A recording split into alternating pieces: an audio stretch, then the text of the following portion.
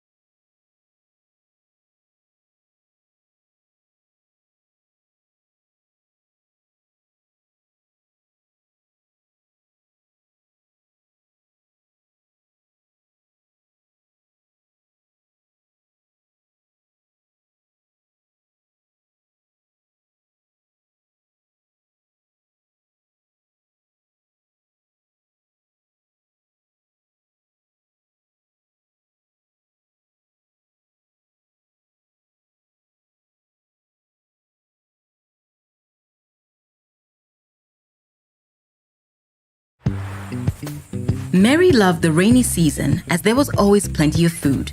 Alice was old enough to help her mom and dad in the family's vegetable garden. Together, they harvested kale, spinach, pumpkin leaves, cassava, and maize. They bought mangoes and groundnuts from the market. They also visited the forest to pick edible wild mushrooms and fruit. But Mary knew that it was important to find ways to preserve and store the excess fruit, grains, and vegetables so the family could still eat healthy meals when the dry season arrived. Mary had learned that the best way to preserve food safety and stop it from rotting is to dry it out in the sun. Alice helped Mary gather branches to build drying platforms outside their home. Mary sliced up the fruit and they spread it out on clean mats on the platforms. They carefully covered the platforms with netting to keep the flies, ants, and other pests away from the food. They also hung up solar dryers for the grains and groundnuts. Mary checked the maize and cassava to make sure they were dry. Then she stored them in the family silos where they were safe from pests and wild animals. Mary also used grinding stone to crush up some of the dried maize and cassava. She packed the flour into airtight storage bags and stacked them in a dry corner of the family's home. When the dry season arrived, Mary had enough food to feed her family. Alice had all the healthy, nutritious meals she needed to keep playing, learning, growing, and thriving.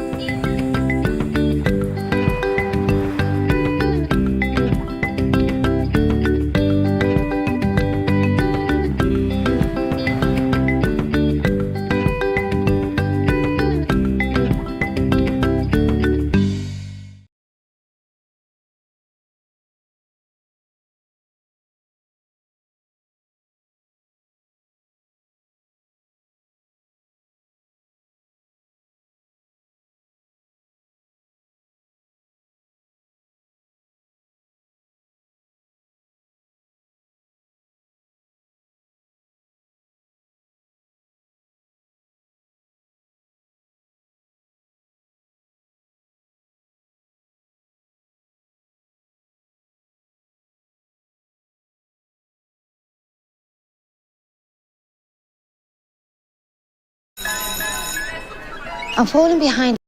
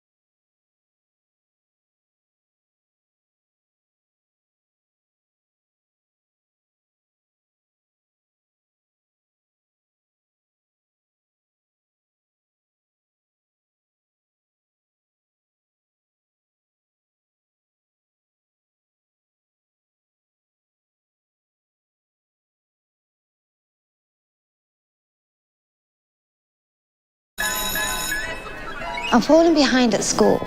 I've become distant with my friends. I can feel myself slowly slipping away, and every time I try to make things better, I hit a dead end. I don't know, man. I am struggling to keep it together.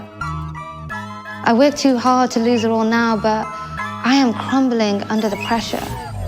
It feels like no matter how hard I try, it just never feels enough. I'm tired and exhausted all the time. It's all becoming too much. I just wish there was someone I can talk to. Someone who wouldn't judge me and accept me as I am. Someone who I don't have to pretend to be fine around all the time. Someone who understands. I feel like something's wrong.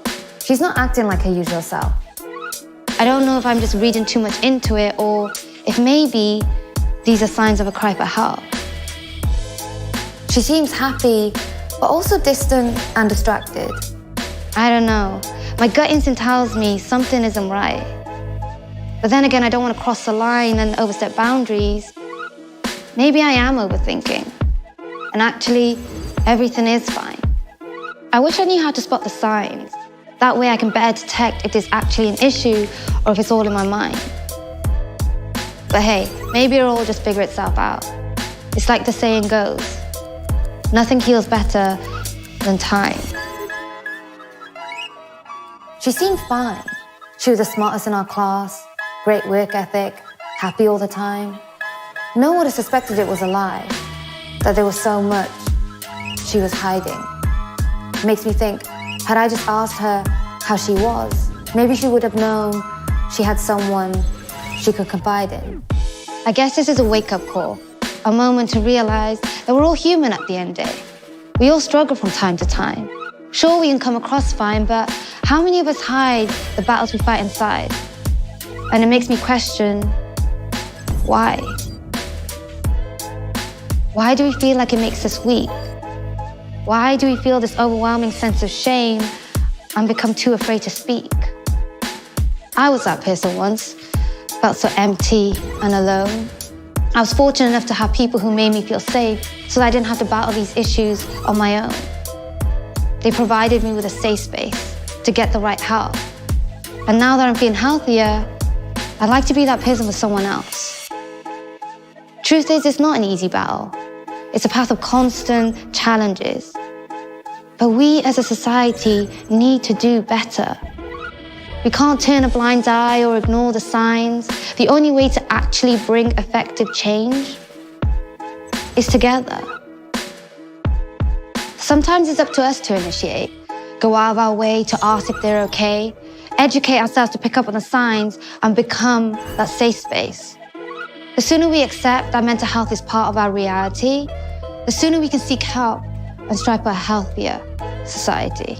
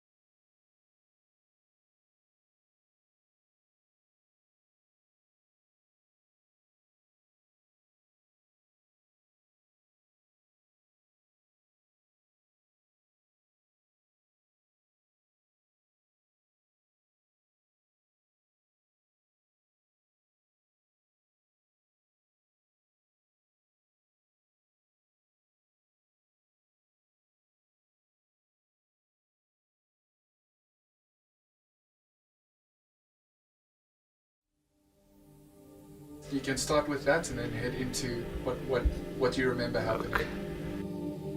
Okay, Dylan, yeah. It was an under-20 league game on the 9th of July against Gardens RFC from Utenik.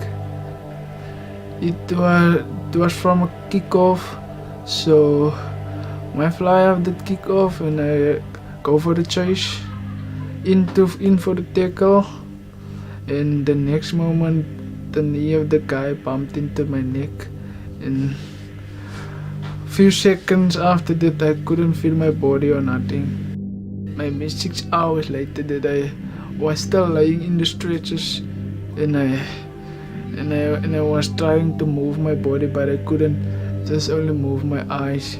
So at that moment I realized that something is wrong. Something is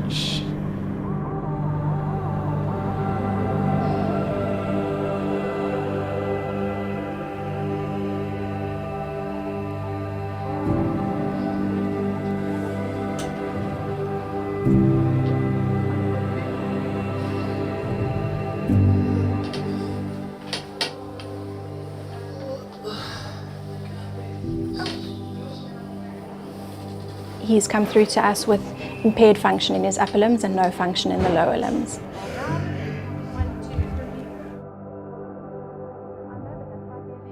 So what we do with him is we now try and make him as the most functional individual that he could possibly be with those impairments. My father being present in the hospital at the same time, and my sister and I walking with him on a daily basis in his recovery, I felt it was very important that Devon also had somebody to walk with him. In Devon's scenario, if you look at the enormity of those challenges alone as an individual, to overcome that just in your mind takes incredible courage. And there are not many people geared in their life for that enormous amount of challenges, all wrapped into one experience. Yeah, the first day in Aurora, I get a panic attack where my heart just stopped or something like 2 minutes in heaven and came back. Yes, man, I was so scared, man. And 2 weeks after that it happened again, and it was a bit longer in heaven, 5 minutes. So yeah.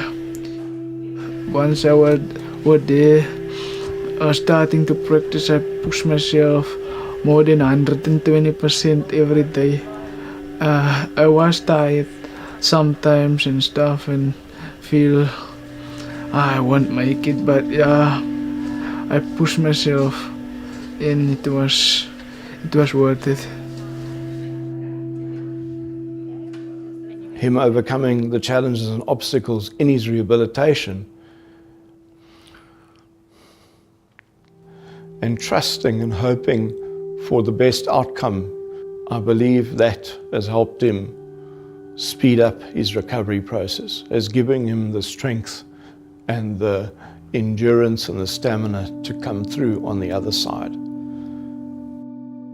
The Players Fund is a non-profit and public benefit organisation. It looks after seriously injured rugby players, people who've suffered life-changing catastrophic injuries. So Devon suffered a very catastrophic injury, and as a result it will be a quadriplegic for life. From the moment of his injury and for the rest of the fund's existence, we will partner with Devon along his journey, and we look after recipients for as long as they need our support and they need our assistance.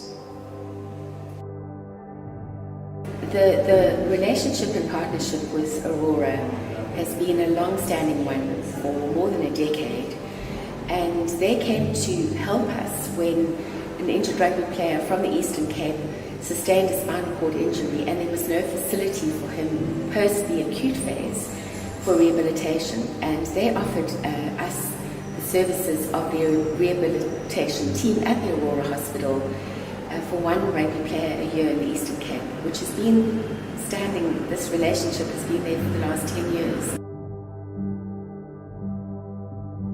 Girl from the place fund just told me that there will come a surprise for me, but she didn't sit me or she didn't tell me which surprise it was. So yeah, that day I sit in my room there in Aurora, and the next moment I see Caden Moody knocking at my door. Yo, my heart almost stopped again. So yeah, yes, it was a big surprise for me, and it have loved my spirit also. And yeah, so a good player.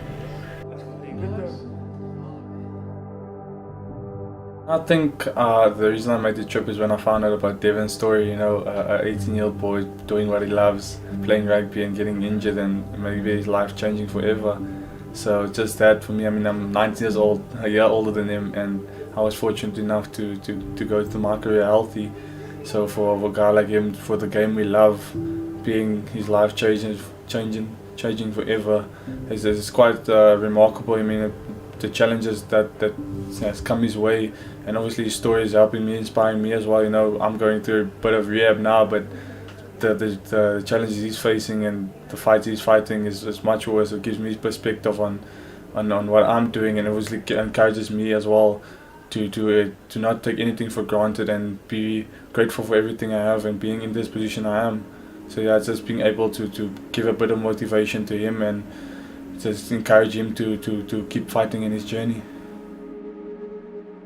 Yeah, I think obviously just spending this bit of time with him, I think it's massive, you know, for him, you know, coming, his life's changed like 360, and small things, you know, getting up off the bed, onto the bed. I think him going home as well is going to be massive, you know, bathrooms, showers, fitting into doors and all of that. I mean, we drove here together and I forgot him in the car. You don't usually help someone, you're not used to it, you know. So all those little things I think is gonna be massive. And yeah, if anyone can reach out and help and support, I'm sure it'll go a massive way for him. He's such a good man and young guy, and spending that little time with him, you know, I've learned a lot already from him. So I think if anyone can reach out and help in any way, you know, every little bit will help, and hopefully we can make this happen for him. Upon his home visit, it became apparent that his house is not accessible or functional for Devon. Not only is it accessible with regards to the entrance, but even the house inside was not functional for Devon due to the fact that it is an RDP house, it is small, and he wasn't able to access a bathroom, even the kitchen, or even his bedroom. So the need arose for us to look at renovating his house. The great positive was that there is a backyard where there is space for renovations to occur. But in order for Devon to be able to actually live and function independently, he needs a new bedroom space built, as well as what we would call a wet room style bathroom.